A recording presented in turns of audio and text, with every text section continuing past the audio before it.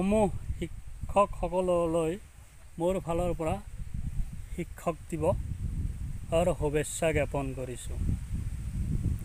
লগতে বন্ধুসকল চাওক, এই গৰমৰ মাজত মই এনেকৈ গছৰ তলত কি আৰামত বহি আছোঁ চাওকচোন, এনেকুৱা ভিউ। এই চাওক, মানে ফিচাৰীত গছৰ তলত মই এনেকৈ চাং বনাইছোঁ আৰু এই চাঙত এনেকৈ বহি থাকোঁ মই এই গৰমৰ মাজত। বিৰাট ভাল লাগে, চাইছে না?